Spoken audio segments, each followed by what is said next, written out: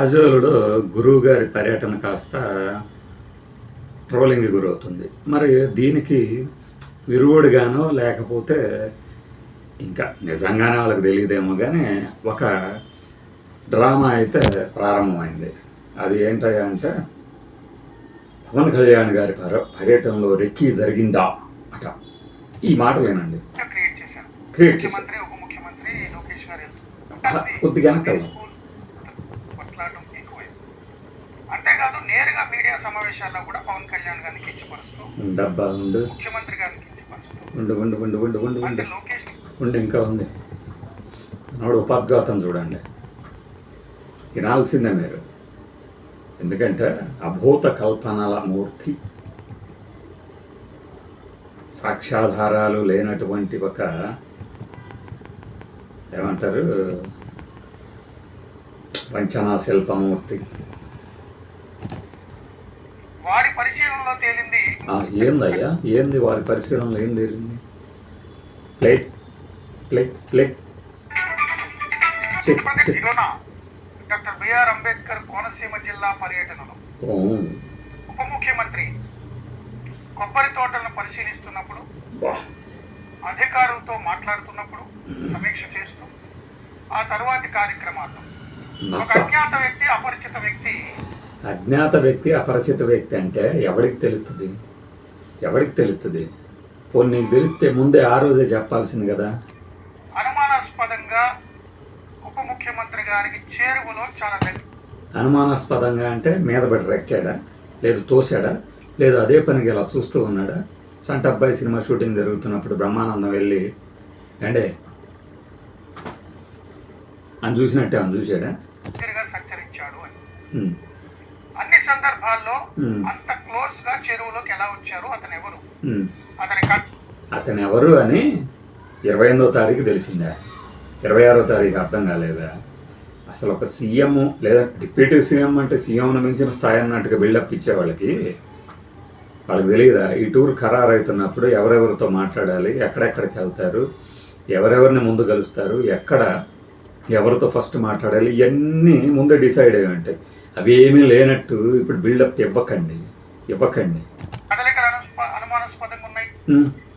చెప్పింది చెప్పు.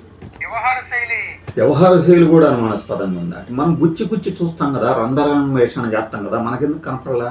పోనీ ఏవి అన్న వాళ్ళకి కూడా కనపడలేదా? కనపడతారు, రేపు అనుమానాస్పదంగా ఉంది. అతని మీద ఎంక్వైరీ చేయాలంటూ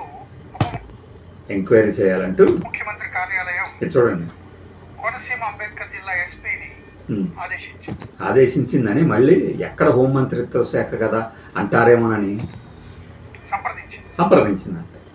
ఎంక్వైరీ చేయాలని సంప్రదించింది. ఓకే.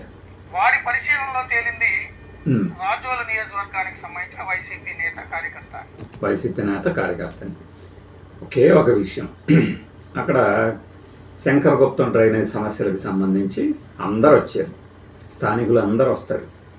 అంతేగాని వాడు వైఎస్ఆర్సీపీ వాడు కాబట్టి రానియొద్దు, ఇది టీడీపీ వాళ్ళు కాబట్టి పక్కన కూర్చోబెట్టుకోవాలి, జనసేన వాడు కాబట్టి వాళ్ళతోనే మాట్లాడాలి అని టూర్లు ఉండవు. ఉప ముఖ్యమంత్రి పవన్ కళ్యాణ్ గారు ఇటీవల కాలంలో భద్రతను కూడా పెద్దగా పట్టించుకోకుండా జనంలోకి వెళ్తున్నారు. ఎప్పుడు వెళ్ళారు? మొన్న మనం ఒక వీడియో పెట్టాం, చూసావా? తేడా అని చెప్పేసి చూసారా? దళ్ళు కట్టి అటు ఇటు. ముఖ్యమంత్రి భద్రత విషయంలో Janasena party and deputy CM office కూడా ఆందోళన వ్యక్తం చేస్తుంది. ఇప్పుడు ఆయన భద్రత ఎవరు చూడాలి? భద్రతా ఏర్పాట్లు చూసేవాళ్ళు చూస్తారు, పోలీసులు చూస్తారు. వీళ్ళే కదా చూసేది. వాళ్ళు ఆందోళన చేయాల్సింది ఎవరి మీద? ఇంకా వైఎస్ఆర్సీపీ ప్రభుత్వం ఏమన్నా ఉందా? లేదు కదా, అది పోయింది కదా. అప్పట్లో మా మీద రెక్కీ చేశారు, పవన్ కళ్యాణ్ జనసేన ఆఫీస్ ముందు రెక్కీ చేశారని చెప్పేసి కూడా నానా యాగి చేశారు, గుర్తుందే లేదు మీకు? ముఖ్యమంత్రి చంద్రబాబు నాయుడు గారు, మంత్రి లోకేష్ గారు కూడా మళ్ళీ కాలంలో ప్రజల దగ్గరికి నేరుగా వెళ్తున్నారు. గత ముఖ్యమంత్రి గురించి నీకెందుకయ్యా? ఇప్పుడు ఈ రెక్కీ గురించి మాట్లాడుకోవచ్చుగా. అబ్బే అలా కుదరదు, మనకి గెలకాలన్నమాట. గెలికి కట్టుకొని విపరీతమైన కూడా కింద ట్రాఫిక్ ఆపేసి అనేక అంచెల భద్రతతో ఆయన భద్రతతో వెళ్ళాడు, దాన్ని తప్పు పట్టారు, పరదాల వీరుడు అన్నారు. ఆ పరదాలు ఇప్పుడు వీళ్ళకి కూడా చెప్పండి కట్టుకోమని. జగన్మోహన్ రెడ్డికి థ్రెట్ ఉంది, అందుకనే కట్టారు అనుకున్నాము. ఇప్పుడు నీ బాధ ఏంటి, దాంతో ఏంటి, దాంతో ఎందుకు పోలుస్తున్నాను? నువ్వు రెక్కి సంగతి ఏడు. రైతులతో మాట్లాడడానికి కూడా దగ్గరికి వెళ్లకుండా సరే, ఈ ప్రభుత్వం వచ్చిన తర్వాత కూడా బుద్ధులు మీరు మార్చుకోవట్లేదు. అబ్బా ఎందుకు ఇంత అడావుడి? పవన్ కళ్యాణ్ గారికి సంబంధించి ఫ్యాన్ బేస్ కూడా ఎక్కువ ఉన్న నేపథ్యంలో ఎవరు ఎలాంటి వాళ్ళో తెలియని పరిస్థితుల్లో ఒక వ్యక్తి అంత దగ్గరికి ఎలా వచ్చాడు? ఒక వ్యక్తి ఏంటి అంటే ఇంకెవ్వరు ఆయన దగ్గరికి రాకూడదా చెప్పండి. జారీ చేసిన ప్రక్రియ ఏంటి? వైసీపీ నాయకుడికి పాసులు జారీ ఎవరు చేస్తారు? హోంశాఖ, పోలీస్ శాఖ, పార్టీ కార్యకర్తల, పార్టీ వాళ్ళ, డిప్యూటీ సీఎం కార్యాలయమా? ఎవరు చేస్తారు? లేదా వైఎస్ఆర్సీపీ వాళ్ళు ఏమైనా చేశారా? డిప్యూటీ సీఎం చుట్టుపక్కల అంత దగ్గరలో తిరిగి అంటే ఏంటి వైసీపీ కార్యకర్తలు వాళ్ళ దగ్గరికి వెళ్ళొద్దు, ఇదే కదా నువ్వు చెప్పేది? సెక్యూరిటీ కవర్లోకి వచ్చే పరిస్థితి ఎలా వచ్చింది అనేది విచారణ చేయాల్సిన అంశం. చేయండి సార్, మీరే చేయండి, తీర్పు కూడా చేయండి. కాదా, లేకపోతే అభిమాన, లేకపోతే అత్యుత్సాహమా అంటే ఓకే. ఏంటి ఏమన్నావు ఇప్పుడు నువ్వు? బట్ వేరే అంటే ఏంటి? వేరే అంటే చెప్పు. రాజోల్లో శంకరగుప్తం డ్రైనేజ్ విషయంలో ఆయన అవగాహన ఏందో బయటపడింది, నువ్వు ఇప్పుడు కవర్ చేయి దీంతో. సీఎం, డిప్యూటీ సీఎంల భద్రత విషయంలో కొంచెం ఆలోచించాల్సిన అంశం. ఏం ఆలోచించాలి? ఎందుకంటే వాళ్ళు సామాన్యుల దగ్గరికి కూడా వెళ్ళిపోతున్నారు. అరే ఎట్లా మరి? మంచిది, అసలు ప్రజలు ఎన్నుకున్న ప్రభుత్వాధినేతలు ప్రజల్లో మమేకమై తీరాలి. అయితే ఎట్ ది కాస్ట్ ఆఫ్ ఆ సెక్యూరిటీ, చెప్పు భద్రత, ప్రాణాలకు సంబంధించిన భద్రత, వాటిని దృష్టిలో పెట్టుకుని కూడా ఉండాల్సి ఉంటుంది. అదే కాదు, రాజకీయంగా కూడా పవన్ కళ్యాణ్ పదే పదే టార్గెట్ చేస్తున్నారు. రాజకీయంగా టార్గెట్ చేయకపోతే ఏం వాళ్ళు టార్గెట్ చేయలేదా? ప్రతిపక్ష నాయకులు, ప్రతిపక్ష కార్యకర్తలు సోషల్ మీడియాలో విపరీతంగా టార్గెట్ చేస్తున్నారు. అందుకనే మొన్న పవన్ కళ్యాణ్ గారు కూడా మాట్లాడారు, నాలో సహనం ఉంది, ఇంకా చెప్పు, నాలో మంచితనాన్ని ఏంటో చూపిస్తాను. జనసేన నాయకులను అంతేకాదు నేరుగా మీడియా సమావేశాల్లో కూడా పవన్ కళ్యాణ్ గారిని కించపరుస్తూ ఏమి మంత్రులు, ఎమ్మెల్యేలు రోజు ప్రెస్ మీట్లు పెట్టే వాటిల్లో ప్రవచనాలు ఏమైనా చెప్తున్నారా? రాజకీయ విమర్శలేగా చేసేది. చూసారా, ఇక్కడ ముఖ్యమంత్రి గారిని కించపరుస్తూ, గత ముఖ్యమంత్రి గారు కించపరిచినప్పుడు మనం ఇలా ఉన్నామా? మంత్రి లోకేష్ ని కించపరుస్తూ సరే ఎట్లా ఇక్కడ ఉంటుంది చూడండి ఒక ట్విస్ట్. వాస్తవంగా చెప్పండి. వైసీపీ నాయకుల్ని, మహిళల్ని కించపరుస్తూ కామెంట్ చేసిన టీడీపీ కార్యకర్తల మీద కూడా చర్యలు తీసుకుని అరెస్ట్ చేశారు. నాకు తెలుసు, ఈ డ్రామాలన్నీ తెలుసు అందరికీ. ఏదో ఒకళ్ళని అరెస్ట్ చేసేసి, చూసారా మా వాళ్ళని అరెస్ట్ చేసాక మీ వాళ్ళని వదిలిపెడతామా? ఈ మోడల్ కూడా అందరికి అర్థమైపోయింది. నెక్స్ట్ సందర్భంలో జనసేన పార్టీ వాళ్ళు ఒక ఆర్టిఫిషియల్ ఇంటెలిజెన్స్ ద్వారా ఇక్కడికి రండి, జగన్మోహన్ రెడ్డి గారు ప్రతిపక్ష చెప్పు హోదా ఇవ్వండి అంటూ అని కొంచెం అడుక్కుంటున్నారు కదా, అదే కదా వీడియో. యాక్చువల్గా ఈ వీడియో నేను చూసా, ట్విట్టర్లో ఆయన పోస్ట్ చేసింది కూడా చూసా.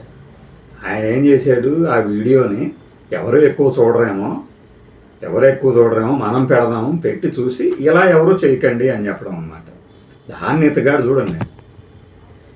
ఒక వీడియో క్రియేట్ చేశారు, ముఖ్యమంత్రి, ఉప ముఖ్యమంత్రి లోకేష్ గారు వెళ్తుంటే జగన్మోహన్ రెడ్డి గారు అడుగుతున్నారు. అది నిజంగానే అది బ్యాడ్ టెస్ట్. దానికి సంబంధించి లోకేష్ గారు ఓపెన్ గా ఆయన ట్విట్టర్ లో పెట్టారు. ఏం పెట్టారు సార్? ఆ వీడియోని పెట్టి ఇలా చేయకండి అని చెప్పడము, ఇలాంటి పనులు చేయకండి, ఇది పద్ధతి కాదు, మంచిది కాదు అని చెప్పారట. వినండి మరి. ఎవరిని కూడా కించపరచొద్దు, రాజకీయాల్లో సిద్ధాంతపరంగా విమర్శలు చేసుకోవచ్చు, బట్ ఇలాగా నీచంగా చేయొద్దు అని సున్నితంగా హెచ్చరించారు టీడీపీ శ్రేణులు. ఓకే, దాన్ని వాస్తవంగా స్వాగతించారు. ఎవరు స్వాగతించాలి? ఎవరు స్వాగతించాలి? వైసీపీ వాళ్ళు. కానీ స్వాగతించకపోగా ఏం మొదలు పెట్టారు? ఇప్పుడు బ్రహ్మానందం, గుండు హనుమంతరావు, శ్రీలక్ష్మి అనుకుంటా, లేకపోతే బాబుమోహన్, ఏదో ఒక సినిమాలో ఈ శ్రీలక్ష్మి గారు శారీ మార్చుకోవడానికి వెళ్ళినప్పుడు బాబుమోహన్ వస్తాడు, తలుపు కొడతాడు, చూసేసి అయ్యయ్యో అమ్మగారు సారీ అన్నట్టు. ఆ తర్వాత అందరికీ చెప్తూ ఉంటాడు, ఆయన ఏమన్నా ఫీల్ అయ్యాడేమో నేను చూశానని అని. అడిగిన వాళ్ళకి అడగని వాళ్ళకి కూడా చెప్తాడు అన్నమాట. అడిగిన వాళ్ళకి అడగని వాళ్ళకి కూడా చెప్తాడన్నమాట. దాంతో ఒరే బాబు నువ్వు చూసినందుకు కాదు కానీ ఇలా అందరితో చెప్తున్నందుకురా నాకు మరీ బాధగా ఉంది అన్నట్టు అలా గేలి చేద్దామని ఆ వీడియో పెట్టి ఇలా ఎవరు చేయకండి అంటే దాని అర్థం ఏంటి? సరే స్వాగతించాలంటే ఏం స్వాగతించాలి? కరెక్ట్ లోకేష్ సార్, మీరు చెప్పింది కరెక్ట్ సార్ అంటారా వైఎస్ఆర్సీపీ వాళ్ళు? వైఎస్ఆర్సీపీ వాళ్ళు పెడుతున్నట్టు టీడీపీ వాళ్ళు అలా అంటారా? అన్నారు కదా. కాబట్టి నీ సన్నాయన ఒక్కడు ఈ ఏమంటారు వీటిని వృద్ధనారి కబుర్లు చెప్పకండి. మనం ఎటు ఆ జగనోద్ధరణలో మునిగి తేలుతున్నాం కదా, వాటి గురించి ఆలోచించండి. పైగా దీంట్లోనే వీళ్ళందరూ ఏదో జనాల్లోకి వెళ్ళిపోతున్నారు అని మనోడు ఇంట్రో ఇచ్చాడు కదా. ఈ ఇంట్రో ఇచ్చిన దాంట్లోనే ఒక వాక్పృచ్చకుడు అంటే బూతుగాడు మాటలు మాట్లాడిన ఆయన అని అర్థం. పృచ్చకుడు అంటే ప్రశ్నలు అడిగేవాడు. సరే చెప్పిన ఆయన అంటాడు, లేదండి అది జరగదు, అసలు మేము కార్యకర్తలు సెంట్రల్ ఆఫీస్కి వచ్చినప్పుడు చంద్రబాబు గారు కూడా చాలా సెక్యూరిటీ ఉంటుంది, అన్నీ చెక్ చేసి కానీ పంపించము అని చెప్తాడు. మరేనా నేరుగా జనాల్ని కార్యకర్తలను కలుపుతున్నారని పులిహార కలపటం ఎందుకు? అర్ధరాత్రి పూట తాలింపు దినుసులు వేసి అవసరమా? ఈ రెక్కీ గురించి అంటారా? మనం ఓపెనింగ్ రిమార్క్లో చెప్పాం కదా, ఆయన దగ్గరికి నిజంగానే వచ్చాడు అనుకోండి, ఎందుకు వచ్చాడంటే కనుక్కుంటారు. పోనీ రెక్కీ చేశాడనే పదం ఉంది చూసారా, దీన్ని వీళ్ళు వాడినందుకు ఇంకెవ్వరు ఆడరు. అప్పట్లో ఈ రంగా గారి కొడుకు ఆయన ఎవరు రాధాకృష్ణ దగ్గర కూడా రెక్కీ చేశారని అప్పట్లో వైఎస్ఆర్సీపీ అధికారంలో ఉన్నప్పుడు కూడా చేశారు కదా. మరి ఎవరు ఏంటి అనేది ఇంతవరకు రాధాకృష్ణ చెప్పలా, పోలీసులు చెప్పాలి. అంటేనే విజయవాడ ప్రకాశం బ్యారేజ్ని బోట్లు వేసేసి గుద్దిచ్చేసి బ్లాస్ట్ చేద్దామని ప్లాన్ చేశారు కదా వైఎస్ఆర్సీపీ వాళ్ళు. ఆ కేసు ఏమైందో తెలియదు. అంటే ఇట్లా మనం ఆరోపించుకుంటూ పోతే చాలా చేయొచ్చు. రెక్కి అవునండి అనుమానం అన్నాం మేము చెప్పామా రెక్కి చేసాడని అన్న అంటారు రేపు ఎల్లుండిలో. ఒకళ్ళ తర్వాత ఒకళ్ళు అందుకుంటారనమాట. ఇంకొకళ్ళు వెంటనే అసలు ఏం జరిగిందో తెలియకుండా కూడా మనల్ని పిలిచారు కదా అని చెప్పేసి వెంటనే అనుసంధానకర్త పిలుస్తాడు. వెంటనే మధ్యలో పాల్గొనే పిత్రులందరూ సీనియర్ సిటిజన్లు అందరూ వచ్చేసి మాట్లాడేస్తుంటారు అనమాట. ఏమని మాట్లాడతారు? అసలు ఆలోచించుకోవాలి, ఇది చాలా దుర్మార్గం, అదండి ఇదండి అనుకుంటా. అక్కడ నిజంగా జరిగిందా లేదా చెప్పాలిగా. ఆ ఎస్పీ చెప్తాడు, ఆ ఎస్పీ ఖచ్చితంగా చెప్తాడు. అప్పుడు ఇంకా రచ్చ అవుతుంది. అప్పుడు దాకా ఏంటంటే వీళ్ళని ఇలా కానివ్వమని. అపరిచిత వ్యక్తి ఎవరు అనేది జనసేన పార్టీ వాళ్ళకి తెలియకుండా దగ్గర తిరుగుతుంది. ఎవడ రీడు అనుకోరా? మా లీడర్ కన్నా వీళ్ళందరి దగ్గర ఉన్నారు, ఎవడ రీడు అనుకోరా? ఒకవేళ అనుకున్నారనుకోండి, వాళ్ళకి తెలిసింది అనుకోండి, మనవాడే వీడు అనుకొని కూడా ఉండొచ్చు కదా. నిజంగానే వీళ్ళు చెప్పినట్టు ప్రాణాపాయం హాని కలిగించేందుకు ఆయన వచ్చాడు అనేటట్టుంటే ఈ బ్లాస్ట్ ఇలా బ్లాస్ట్ అవ్వదబ్బా, ఇంకా వేరే రేంజ్లో బ్లాస్ట్ అవుతుంది.